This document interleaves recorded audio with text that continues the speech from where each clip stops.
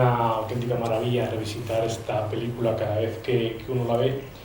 Confieso que yo hacía tiempo que no la había visto, la vi el otro día, un poco para preparar este encuentro que vamos a tener ahora, y cada vez me sorprende más. Yo no sé cuántas veces la he visto ya.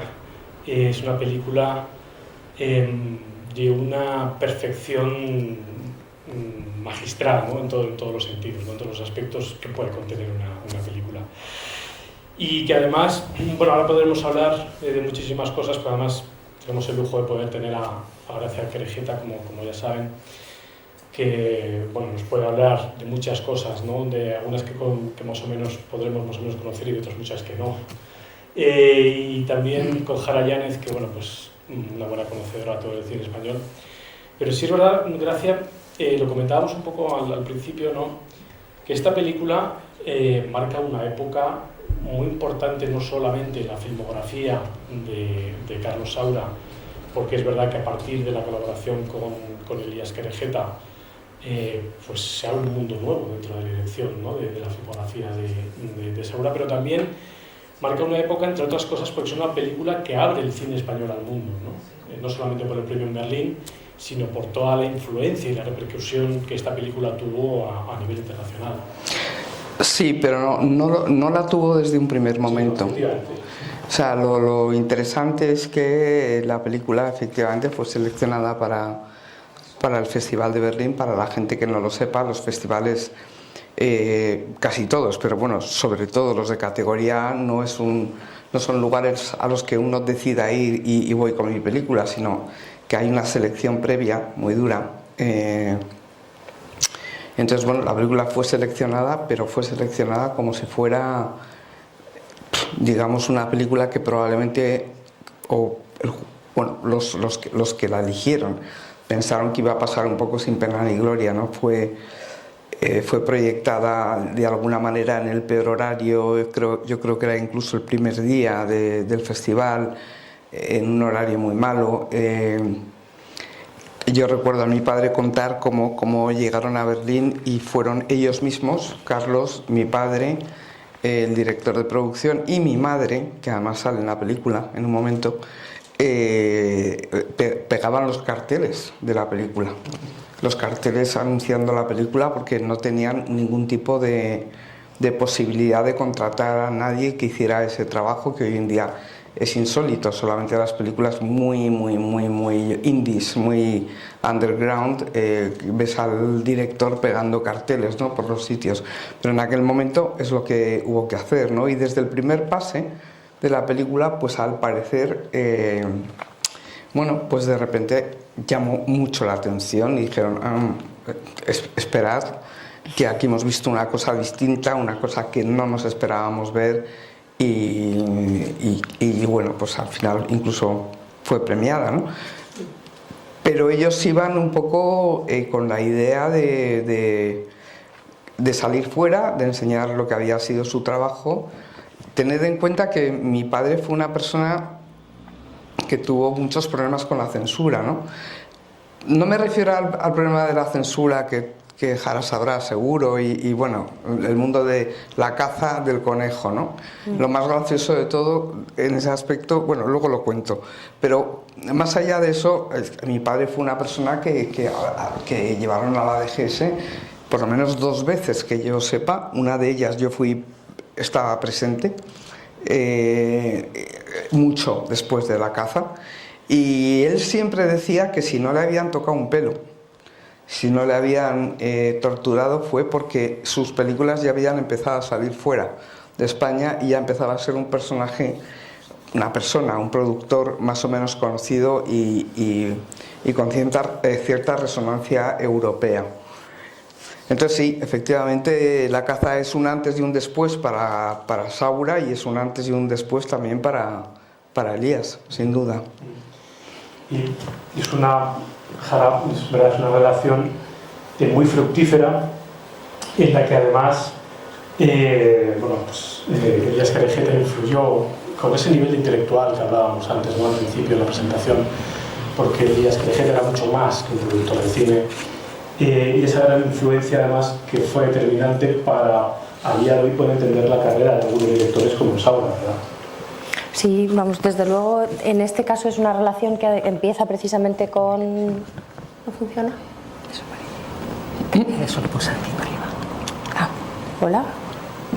¿Este sí funciona? Creo que no. Ahora sí. Vale. Pues sí, efectivamente, eso, que empieza con esta película, que continúa durante muchos años, y lo hablábamos antes también, ¿no? Que yo creo que sí que, bueno, pues ahora empieza con los golfos, tiene, ¿no?, como un primer arranque que apunta maneras, pero de alguna manera es esta película la que lo sitúa, eso, no solo a nivel internacional, sino también dentro de su trayectoria ¿no?, como un verdadero cineasta a la altura, así, ¿no?, a nivel histórico, de Buñuel o Almodóvar, también en cuanto a su repercusión, ¿no?, internacional y a su fama.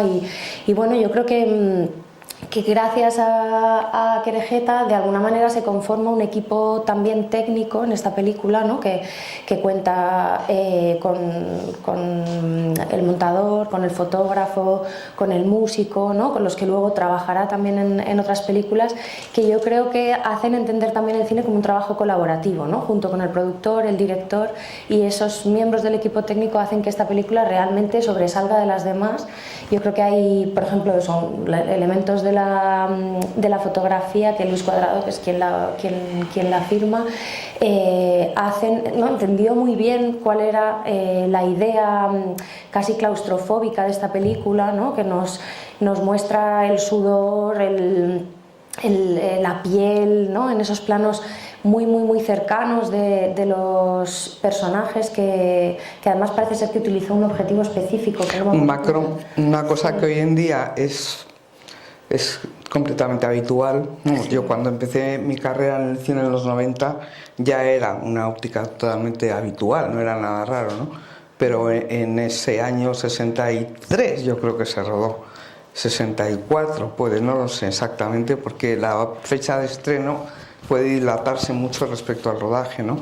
Pero en ese momento no existía esa óptica, no sé de dónde se trajo, intuyo que de Alemania, y es una óptica que te permite tener foco estando muy cerca de los objetos, de tal manera que esos planos de balas, de cargar las balas, esos planos de recorrer los personajes, de las caras muy cercanas, de, como dice ella, ¿no?, de ver los poros de la piel, el sudor, todo eso te lo permitía tener un tipo de óptica como esa, que no era una óptica, digamos, muy habitual. También tener en cuenta, esta película está rodada en un formato muy extraño, para mí ya, que es el 1:6:6. Es un formato que es en el que se rodaba. El formato me refiero a lo alargado o a lo cuadrado, ¿no?, que es... Digamos que las pelis de los años 50 y de los años 40 eran pelis cuadradas, digamos, tenían lo que se llamaba ni siquiera 4x3, 3x4, sino yo creo que eran todavía más cuadradas, ¿no? Y esta película ya es 1:6:6, eso era una cosa bastante moderna para la época. Hoy en día no, hoy en día es muy raro rodar este formato. De hecho, yo creo que ha desaparecido por completo. Ahora me hace gracia porque estuve de jurado en el Festival de Valladolid, el último Festival de Valladolid, y me quedé impactada con la cantidad de películas que había en formato totalmente cuadrado otra vez, sin para mí demasiado sentido, pero bueno, eso es al gusto del director y del fotógrafo, ¿no?, en cualquier caso. Pero este formato concreto, que es 1:6:6, es un formato muy particular y que en su momento debió ser un formato muy moderno.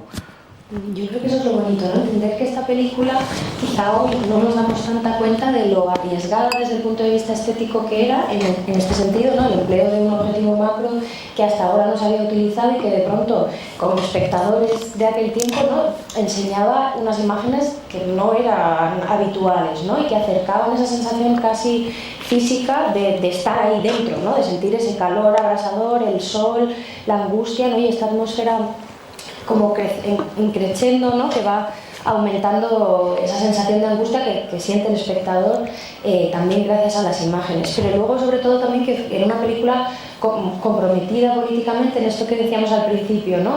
Ver cómo era capaz de conjugar un cierto tono estilístico realista, precisamente, por ejemplo, a través de estos planos, ¿no? O sea, pues casi hasta documental, ¿no? De qué tipo de armas son. Hay elementos de documental también, por ejemplo, en los no actores cuando van a comprar el pan, por ejemplo, y se ve la imagen de cómo le quitan la piel a, yo creo que es un cordero, ¿no? Esa parte como muy realista junto con otra que es totalmente simbólica y que en el fondo está hablando de una guerra que no nombra pero que está todo el rato presente, ¿no? Y de unos personajes que al final son arquetipos. O sea, la película es una película tremendamente minimalista, es prácticamente un único espacio, 4 personajes, los conejos, ¿no? Y en torno a ello toda una lectura simbólica de estos hombres que son, lo decíamos antes, ¿no? Es una película tardofranquista, pero entendemos que forman parte del bando vencedor, ¿no? Y que sin embargo son 3 hombres acabados, desesperados, ¿no? Cuya vida ha perdido sentido. 3 arquetipos de 3 hombres que son unos necios, ¿no? Que uno, pues eso, el vil villano que además es racista, que dice que no le gustan los cojos, que mata al hurón a traición, ¿no? El otro que pues eso, que tiene un amante, el que su mujer lo ha dejado y no sabe nada más que vivir a la sombra de uno de ellos, ¿no? Y luego el personaje de Emilio Gutiérrez Cava, el joven que representa pues a esa nueva generación inocente que no sabe casi ni qué guerra es, ¿no? Porque preguntan en un momento ¿de qué guerra habláis? Y ellos le dicen da igual, y que sin embargo perderá la inocencia, ¿no? Después de toda esta película, o sea, de todo lo que ocurre en la película. Entonces, bueno, yo creo que es muy interesante ver cómo al final, en la apariencia sencilla, es una película muy, muy, muy compleja, ¿no? Es un western también, ¿no? Es una mezcla de, incluso a mí me parecía, ahora viéndola aquí en pantalla grande, nunca la había visto en el cine, que esas secuencias casi como ensoñadas cuando están en la siesta y se ve eso, pues los planos tan cerca que casi llega a ser abstracto, ¿no? Hay momentos en los que no sabemos qué objeto específico se nos está mostrando y sin embargo son imágenes, eso, pues casi como de rayas abstractas. A mí me parece que es una película súper valiente también en ese sentido, ¿no? Tanto estético como político. Pero fíjate, yo creo que políticamente hablando, si la película se mantiene viva hoy en día, no es tanto porque de alguna manera retrate a 3, digamos, ganadores de la guerra, gente violenta, en fin. Creo que tiene más que ver con lo que dijo Hobbes un día, ¿no? Que el hombre es un lobo para el hombre. Es decir, creo que tiene más que ver con eso, en realidad, y esa es su vigencia. Es decir, está ahí, lo tenemos todo, desgraciadamente, a la vuelta de la esquina todo el rato, ¿no? La gente se acaba matando por nada, realmente, ¿no? Por pura agresividad, por pura violencia, por sentimientos no bien canalizados, etcétera, ¿no? O sea, en fin, esto está sucediendo constantemente, no solamente en Estados Unidos, sino que también sucede en Europa, ¿no? En Estados Unidos quizá desde luego con más facilidad porque pueden conseguir armas de una manera completamente libre, ¿no? Pero esa es la verdad, y yo creo que esa es realmente lo cercano y lo vigente de la película, ¿no?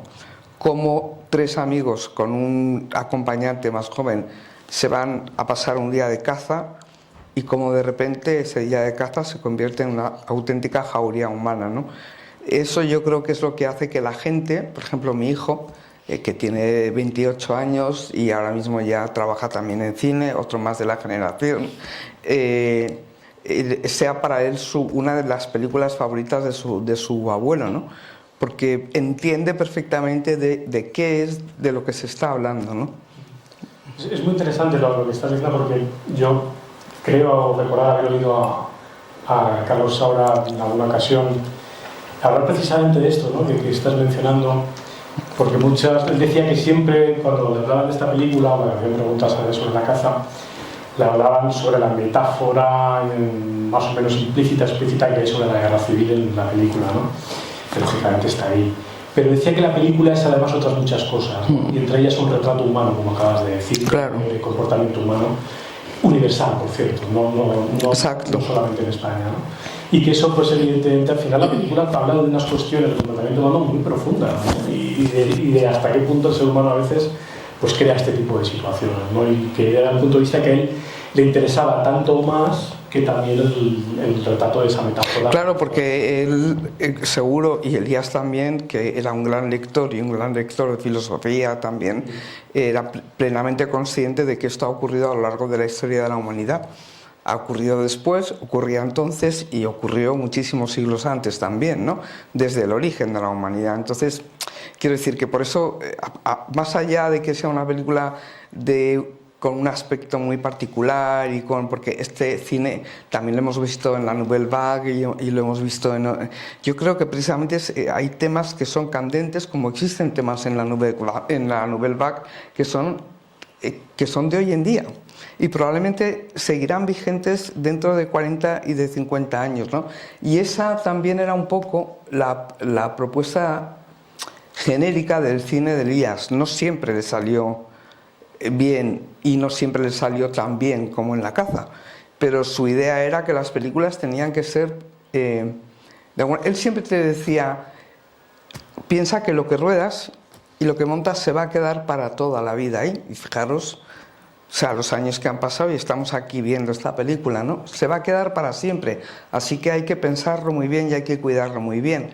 Esta filosofía hoy en día ha desaparecido un poco en el mundo de la producción, pero en aquel momento, por lo menos mi padre sí la tenía casi como un dogma, ¿no? Entonces, bueno, a él le gustaban las películas que él pensaba que se podrían seguir viendo año tras año, década tras década, no sé, siglo tras siglo, pues está así, porque es del siglo pasado, ¿no? Mencionabas antes, Jara, algo que para mí también es clave en la relación de Elías Querejeta como productor y la influencia en muchos de los directores, gracias, en mi opinión, a una labor importantísima que hizo Elías Querejeta, y es la de aglutinar un equipo de grandes profesionales a su alrededor. Es que con Elías no trabajabas con él solo, o sea, él era un productor en ese sentido a la americana, o sea, él tenía un equipo de gente y ese equipo era el que trabajaba con el director que llegaba y le rodeaba de un equipo que era probablemente el mejor, no voy a decir, quizá no el mejor, pero desde luego de los mejores que había en ese momento, ¿no? Entonces tú llegabas a producir con él. Esto cambió luego en los años 90, empezó a cambiar lógicamente por muchísimas razones, ¿no? Pero en aquella época él trabajaba con Luis Cuadrado, él trabajaba con Pablo del Amo como montador, él trabajaba con Santi Zuazo como foquista, o sea, había más gente, aparte de los cabezas de cartel, digamos, los jefes de equipo, había más gente con la que él trabajaba siempre. Entonces llegaba Carlos Saura, que Carlos Saura removió Roma con Santiago para hacer esta película entre distintos productores y no la quiso hacer nadie porque su película anterior no había ido bien económicamente, hasta que cayó en manos de mi padre y entonces él montó, o remontó o aglutinó de nuevo ese equipo en torno a la película y la sacaron adelante. Es una película, no sé si El espíritu de la colmena es una película que costó 3 millones de pesetas de entonces, porque me acuerdo de esa cifra, porque me la dijo mi padre una vez, pues esta probablemente costó menos. Pero yo sé que la recaudación fue mucho mayor, quiero decir que la película en ese sentido fue un éxito desde el punto de vista de taquilla, digamos, y fue un éxito desde el punto de vista del mundo de los festivales, de los premios, etcétera, etcétera, ¿no? Y gracias a eso yo creo que a mi padre se libró de que le cascaran bien, sí. Yo creo que fue una película muy barata, que rodaron en muy poco tiempo y además esto me parece curioso también por ese sentido casi documental que contábamos antes, ¿no? Rodada cronológicamente, entonces realmente... Claro, es el sueño de cualquier director. Claro, pero que se refleja en cómo la piel también se va oscureciendo a medida que va pasando la película, ¿no? Como casi fomenta ese... A ver, el sueño de todo director es rodar las películas por orden. empezando por el principio y acabando por el final. Yo soy todavía más ambiciosa, o sea, yo pido al productor que principios y finales se rueden al final del plan de trabajo, porque al principio todos estamos un poco despistados y al final, desde luego, porque necesitas el recorrido de la película para saber si vas a querer cambiar el final o no vas a querer cambiar el final. Como anécdota os puedo contar que en Tasio, en la última secuencia de la película, que para mí es una de las secuencias, la primera película de Moncho Armendáriz, una de las secuencias más emocionantes, cuando su hija va a visitarle a Tasio y le dice que se va a casar, esa secuencia se escribió la noche antes. Con eso os digo todo. Entonces, finales al final, porque pueden pasar muchas cosas a lo largo de la película y puedes cambiar, repensar, etcétera, etcétera.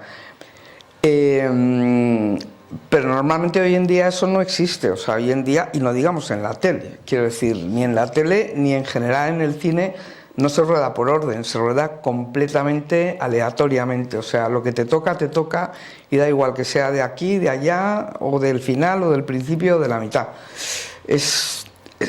Yo creo que entonces el cine era algo que se hacía de una manera más artesanal, aunque esto que diga suene un poco antiguo, pero es que es así. Creo que se hacía de una manera más artesanal y también hay que tener en cuenta que el cine se veía en el cine y la taquilla seguía siendo algo que para el productor eran beneficios. Hoy en día la taquilla para el cine español prácticamente no aporta casi nada de beneficio al productor, ¿no? Han cambiado completamente las formas de producir y las formas de exhibir. Entonces estamos hablando de algo, de una película que tiene que ver, o sea, sus bondades no están solamente en lo que está en la película, sino a pesar del franquismo, tiene que ver, bueno, con una época y con una manera de hacer las cosas, ¿no? No sé, quería hablar también, por recuperar parte del equipo, también reivindicar a Luis de Pablo, que es el autor de la banda sonora, que yo creo que también es otro elemento muy moderno dentro de la propuesta, ¿no? O sea, cómo ese juego con la música, tanto las canciones que se escuchan, el baile de la joven, y luego cómo también va colaborando a generar esta extrañeza que otra vez nos saca, yo creo, un poco del realismo para llevarnos a otro territorio y que para mí tiene también incluso en esa riqueza como multiestilística y en muchas direcciones de la película, con un cierto surrealismo en el momento, además de la música que colabora a esa extrañeza de algunos momentos, también el maniquí, ¿no? Cuando aparece el maniquí con el escarabajo, que yo creo que tiene algo incluso de buñueliano y que va como acumulando capas dentro de la película, que creo que en eso que decíais, ¿no? de que habla del hombre como lobo para el hombre y de una violencia que también va aumentando. Hay también una mirada sobre la represión sexual, ¿no? Hay algo también de erótico reprimido en la película que creo que es muy interesante también. Sí, bueno, la verdad es que me quedé pensando cuando decías tú alguno de los nombres, claro, es que mencionas nombres del equipo y estamos hablando de personas que lo han sido todo en el mundo del cine en su ámbito. Por ejemplo, Pablo Delamo en el montaje, o sea, ¿qué se puede decir de él? Uno de los grandes montadores. Cuadrado, por ejemplo, uno de los mejores directores de fotografía que ha dado la historia del cine y que hizo además muchísimas películas, si no me equivoco, ¿no? Con ellas. Hizo todas, yo creo, hasta Pascual Duarte, que ya por un tumor cerebral se quedó ciego y prácticamente no veía. Y yo creo que fue su última película, no creo que pudiera hacer ninguna más que yo recuerde. Fue el director de fotografía que trabajó con Elías permanente y constantemente, y es el director de fotografía del Espíritu de la Colmena y, en fin, de una serie de películas que son un poco, casi se han vuelto mitos, ¿no? Dentro del cine español. Por eso os digo que él lo que creó fue un equipo, y los distintos directores que pasaban por la productora, muchos de ellos principiantes, pues de alguna manera Elías los rodeaba de un equipo que él pensaba que era el mejor equipo posible, ¿no? El mejor equipo que se podía tener, porque lo que sí que es cierto es que un director sin un equipo detrás no es nadie, no podemos hacer absolutamente nada. O sea, si no siguen nuestro pie, si no de alguna manera nos rodean y son capaces de crear, de poner en pie aquello que tenemos en la cabeza, siempre y cuando nosotros también seamos capaces de explicarlo. No somos nadie, no somos nada, o sea, no podemos hacer nada, ¿no? Entonces, bueno, él procuraba que todos sus directores estuvieran rodeados de... Luego ya llegaron los años 90, que ya son los años en los que yo empiezo a hacer cine y tal. Ya las cosas empezaron a... Primero Luis Cuadros había muerto ya, en fin. Bueno, se había muerto, creo que murió en el 80 o así. Ya la cosa empezó a cambiar un poco, porque las modas también cambiaron, en fin... yo qué sé, ¿no? Pero bueno, durante una época muy larga las cosas fueron así. Y yo personalmente creo que hay un Saura antes de Elías Querejeta, hay un Saura con Elías Querejeta y hay un Saura después de Elías Querejeta. Y yo creo que precisamente ellos de alguna manera disociaron sus caminos, porque a Elías toda la saga de alguna manera del Amor Brujo, bueno, de todas estas películas iniciales y que luego continuaron, de Carlos, que tenían que ver con el flamenco, el baile, en fin, toda esta escenografía, con un director de foto como Estoraro, que es un director de foto muy presente en lo que hace. Yo creo que a Elías ese mundo ya no le interesó nada, no le interesaba. Entonces ahí disociaron sus caminos. Yo creo que es bonito entender... Uy, esto no va, ¿no? Sí. Hola. Sí. Es bonito entender cómo... Pues bueno, pues formaron quizá parte también como de una generación que les tocó un momento específico, ¿no? Que vivían un momento político y social que hizo que tuvieran un compromiso creativo que yo creo que luego no se ha vuelto a repetir, pero también porque va de alguna manera ligado con lo sociológico, con lo político, ¿no? O sea, eso, los intereses, yo creo, tanto de Saura como del equipo que les rodeó en aquella época, tienen un punto y final, ¿no? Y ese cine metafórico que se genera en parte también como respuesta a la situación política por la censura, ¿no? Es la manera que encuentran para escapar de ello. Cuando ya no existe, pues de alguna manera buscan otros caminos para seguir desarrollando su trayectoria, y efectivamente en la filmografía de Saura hay como distintas etapas muy diferenciadas, ¿no? Muy diferentes, sí, es que ha sido un director que, aparte de que haya muerto hace 2 minutos, como quien dice, es que ha sido muy longevo desde el punto de vista como director, ¿no? Era un hombre que rodaba y rodaba y rodaba una cosa y otra cosa, unas cosas mejores, otras peores, como todo, ¿no? También con Elías tuvo sus peores películas dentro del ciclo de ellos. Yo creo que la última película que rodaron fue Dulces Horas, que fue un fracaso, es que era una mala película, a ver, hay que decir las cosas como son, no era una buena película, no era un buen guión y no había un nivel de interpretación como de luego hay en La caza, ¿no? Entonces, bueno, ahí por las razones que fueran se juntaron, como digo yo, el hambre con las ganas de comer y la cosa no funcionó. Yo creo que esa fue la última película que hicieron juntos, no estoy al 100% segura. Pero en cualquier caso, también es normal que 2 personas creativas y que tienen un mundo tan personal en la cabeza llegue un momento en que de alguna manera se distancien, ¿no? Se distancien porque cada cual tiene que ir por su vía y hacer lo que le parece que tiene que hacer, ¿no? O sea, Elías podía equivocarse y podía, como todo hijo de vecino, podía hacer, o podía, mejor dicho, producir una mala película, una película que no estuviera a la altura de muchas otras. Pero yo solo recuerdo una ocasión en que por puro voluntarismo lo hizo, bueno, 2 ocasiones, y en general él confiaba plenamente en lo que se iba a hacer. Otra cosa es que no saliera bien, pero no era alguien que hiciera por hacer, o sea, vamos a hacer esto porque tal. Eso es una cosa, por ejemplo, que hoy en día ha cambiado muchísimo. O sea, la mayor parte de los productores hoy en día hacen una cosa, otra cosa, otra cosa, otra cosa. O sea, no es posible sobrevivir haciendo 1 o 2 películas al año, es imposible para un productor. Hoy en día las cosas han cambiado un montón, ¿no? Entonces, bueno, él confiaba en lo que iba a hacer y confiaba en que iba a tener... él decía, con hacer la siguiente película, con poder hacer la siguiente película, yo me conformo.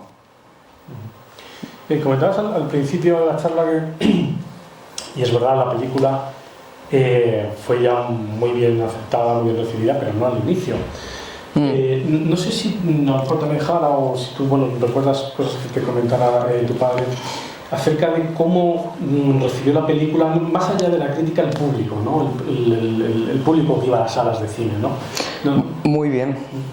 O sea, cuando la película pasó por Berlín, una vez que pasó por Berlín y que tuvo un premio, etcétera, etcétera, que era un hecho insólito, la película fue muy bien, porque yo recuerdo haber visto datos, no recuerdo exactamente las cifras, pero fue muy bien. O sea que eso también, lógicamente, anima a productor y a director a seguir hacia adelante, ¿no? Luego tuvieron otros grandes éxitos como Criacuervos, por ejemplo, pero no todo es, o sea, no todo es acertar. Si supiéramos exactamente cuál es la fórmula para acertar y para que nos guste a nosotros y además les guste a los demás, pues todo el mundo la estaríamos aplicando constantemente, ¿no? Pero una cosa que te quería preguntar, no sé si también gente nos con datos, si tú, Gracia, tienes algún dato, porque bueno, circulan por ahí, no sé hasta qué punto son ciertas o no, como ciertas anécdotas acerca de los posibles problemas que tuvieron que salvar con la censura para hacer el guión, ¿no? Algunas de ellas, por ejemplo, pues mencionan, te digo, desconozco si son realmente ciertas o no, algunas de ellas mencionan, por ejemplo, que la película, de alguna manera, el último visto bueno la terminó dando un censor que era falangista, pero que era un gran enamorado del mundo del cine, y que bueno, le encantó el guión y al final pues terminó dando un visto bueno, ¿no? A ver, con los censores no se enfrentaba el director, se enfrentaba el productor. Quiero decir, el director estaba al margen, igual que hoy estaríamos al margen si hubiera censura, o igual que estamos al margen con conversaciones sobre si Televisión Española compra los derechos de antena, por ejemplo, de un proyecto. No, el director no está por ahí por medio, es el productor el que está ahí delante, ¿no? Y el primer problema que hubo con la censura fue con el título de la película, que originariamente era La caza del conejo. Sí, lo hemos visto. En el vídeo salía él contando. ¿Mi padre o Carlos? Carlos. Claro, pero es que a mí mi padre lo que me contaba era mucho más, o sea, no sé lo que contaba, porque no lo he visto, pero lo que es gracioso es que mi padre era un hombre, en esos años teóricamente no religioso, pero de formación religiosa, o sea, de familia católica, de colegio católico, etcétera, etcétera. De Hernani, que había vivido en Donosti mucho tiempo, y entonces cuando él se presentó el título, que era La caza del conejo, y los censores le decían, ¿pero qué está usted diciendo? O sea, mi padre, lo gracioso de todo esto es que no entendía cuál era el problema. O sea, él decía... Es que yo creo que frente a toda la censurable que tiene la película, esto me parece lo más tonto. Pero es que, pero lo más gracioso que no dejaran que se llamara La caza del conejo, es que mi padre no lo entendía, que me lo contó muchas veces. Yo decía, pero es como si digo La caza del ciervo. ¿Por qué no se puede llamar La caza del conejo? Y es porque él obviamente no tenía asociado en absoluto el término conejo a ninguna otra cosa más que a un conejo, a un animal, a un bicho. Entonces, como no lo entendía, aquello debió ser una conversación completamente de besugos, ¿no? Porque es como, ¿pero qué me está diciendo? Entonces, al final, el censor hizo un favor, porque es mejor título, yo creo, La caza, que La caza del conejo. Pero eso es por decir, no hay mal que por bien no venga, ¿no?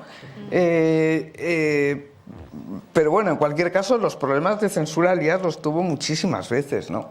Muchísimas. Entonces, él solía decir que los censores eran bastante tontos y era bastante fácil engañarles. Y es verdad que hubo una última persona que era falangista, pero amante del cine, y bueno, les pasaban cosas, también se las pasaron en La Prima Angélica con el falangista, que iba con el brazo escayolado, etcétera, etcétera, ¿no? O sea, él tuvo muchos problemas con la censura durante mucho tiempo, pero solía decir que eran bastante poco listos, bastante manipulables, en cierto sentido, porque tampoco tenían mucha cultura. Entonces, bueno, de alguna manera conseguían driblarles bien y salirse con la suya. No, yo estaba pensando que creo que también en esta clave simbólica los conejos también tienen su posible lectura, ¿no? Porque hablan, bueno, que por un lado puede ser en esa cacería, en la primera, ¿no? Que parece casi como si reprodujera un campo de batalla. Ellos además se lo dicen en un momento, ¿no? Se ponen como en formación y Luis, me parece, le dice a José, pero esto no es la guerra, ¿no? Y bueno, pero ellos van, que eso también el director de foto colabora a que funcione así, ¿no? En los planos, que ellos van a través de ese campo a la caza del conejo, que establece un paralelismo claro con el bando republicano, ¿no? Pero luego también hay un comentario que dice en algún momento de los conejos son como las ratas, ¿no? Se reproducen, están enfermos, todo el rato hay como alusiones a los conejos en términos que también yo creo que tienen un juego simbólico. Y luego creo que en realidad es una película, porque por ejemplo estaba pensando en Ana y los lobos, que tiene para mí mucho paralelismo con esta, porque también son 3 personajes masculinos, también hay una violencia y una sexualidad ahí contenidas muy potentes, pero me parece que de cara a la censura, pensando en alguien que pudiera interpretar más allá de lo literal estas películas, me parece que Ana y los lobos es en el fondo más explícita que esta es mucho menos literal, me da a mí la sensación, ¿no? O sea, como que es verdad que los censores se les colaban por todas partes, pero me parece bastante abstracta en ese sentido, o sea, muy metafórica. Bueno, si os parece, yo creo que es buen momento de abrir por si alguien quiere hacer alguna pregunta, comentario entre el público. Yo creo que la película da para poder hacer algún comentario seguramente. ¿Nadie quiere preguntar, seguro? Sí, tenemos. Buenas noches, gracias por este momento mágico. Yo lo que quería hablar un poco es sobre los actores, cómo se elegían, porque son magníficos. La película es muy buena, el director magnífico, me imagino que el productor también, pero los actores es que son inconmensurables. Cómo se eligieron, si hubo casting, famosa palabra actual ahora. Como el casting como lo entendemos ahora, no. No con toda seguridad, porque eso es algo que ha existido, es muy reciente. El mundo del casting, fíjate, cuando yo hice mi segunda película aprendí lo que era un director de casting, porque la película se rodó en Inglaterra y ahí sí había directores de casting. En España no existían, y estoy hablando del año 94-95, o sea... Entonces, no, me imagino que ellos conocerían, nunca hablamos de eso, pero conocerían porque eran actores muy, muy conocidos. Igual que con José Luis López Vázquez, de repente lo transformaron en un actor, en un brillante actor dramático en un determinado momento, cuando era un actor que hacía películas, digamos, mucha comedia familiar, incluso de otro tipo.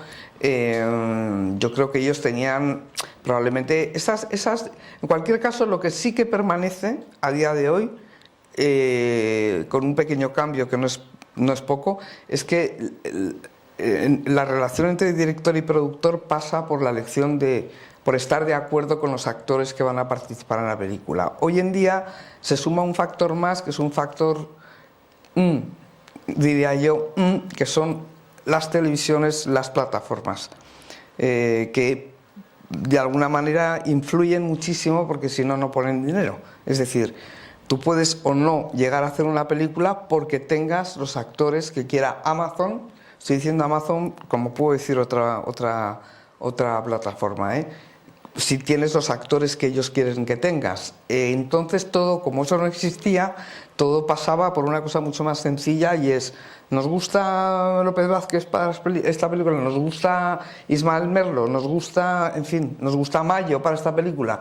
Y yo creo que era un proceso así de simple. En aquella época solo existía una cosa que se llamaba el cineguía, que era un libraco así de gordo que existió muchos años, un libraco así de gordo donde venían fotos de los actores, por un lado las señoras, por otro lado los señores, y era una cosa que nadie renovaba, era ridícula, porque tú veías a Concha Velasco como en una película como Las chicas Yeye, y ya tenía más años que el canalillo, la mujer.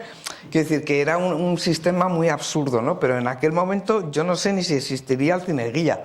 O sea, no tengo ni idea. Probablemente habrían visto a estos hombres en sus distintas cosas, en el teatro también, y bueno, pues no sé, los eligieron. Sí, yo estoy de acuerdo en que efectivamente, claro, el peso fundamental de la fuerza de la película recae en ellos, Sí. a los que además es que les vemos eso, hasta los poros, ¿no? Y el sudor, o sea, es una película tremendamente física, que sin esa fuerza física a su vez de los actores no funcionaría. Pero es curioso porque, por ejemplo, hay también, en esto que hablábamos antes de que se pueden leer los personajes como arquetípicos, claro, igual hay cosas que ahora nos resuenan en nosotros de la misma manera como hacían en los espectadores del momento, ¿no? Pero Alfredo Mayo, que es el personaje que interpretaba a Paco, había sido Franco en Raza, la película de Sáenz de Heredia, y había sido también un galán del cine de los 50, que de alguna manera hace que todo eso, ya digo, para el espectador de entonces resonase, ¿no? Entonces, claro, él interpreta a un hombre que tiene un amante, que además es el más exitoso de los tres, que es el más, ¿no?, que se mira al espejo, se peina, tiene una seguridad que no tienen los demás, es además el que tiene el dinero, ¿no?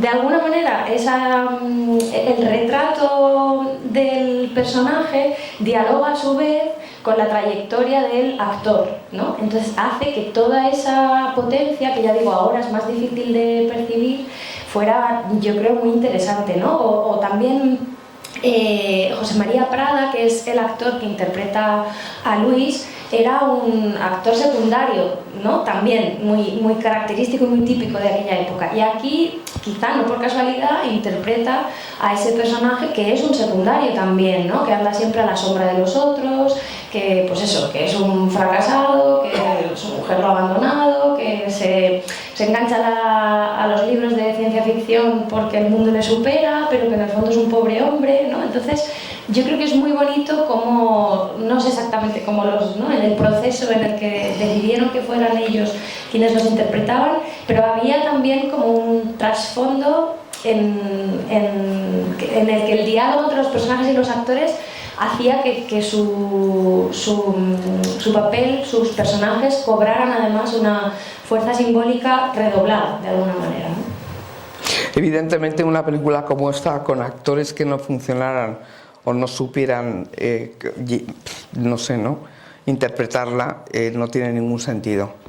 O sea, hubiera sido un fracaso asegurado, ¿no? Es una película de guión, de actores y de escenario, desde luego, pero subsecuentemente al guión y a los actores. O Emilio Gutiérrez Cava, ¿no? Tan jovencito. Tan joven. Y ese ahora sí que resuena más, quizá, ¿no? Pero pues es... Bueno, presidente de AISG, quiero decir que es un hombre que se deja ver, porque es presidente de la asociación de los que vigilan por los derechos de autor, de los derechos de imagen de los actores. Entonces es alguien que está bastante presente, ¿no?, en el mundo actual, y claro, parece mentira, porque es que realmente es un chavalín. Claro, pero que además, ¿no?, son los inicios de un actor que interpreta el papel de un chaval que pierde la inocencia, ¿no? Pierde la inocencia como actor porque interpreta, ¿no?, uno de sus primeros papeles, pero además el personaje pierde la inocencia porque descubre que el mundo es horrible, básicamente, ¿no? Entonces, pues esos diálogos yo creo que son muy bonitos, ¿no? Y seguramente no casuales, claro. ¿Buena pregunta más? ¿No? ¿Seguro? Bueno, pues si no hay más preguntas, vamos a finalizar.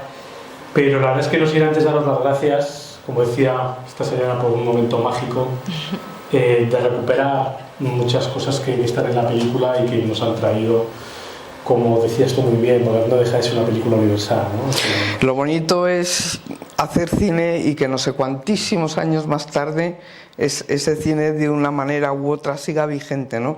Eso es hacer películas para mí. No siempre se consigue, pero siempre hay que intentarlo. Pues de verdad, muchísimas gracias por esta tarde que nos habéis venido. Muchas gracias.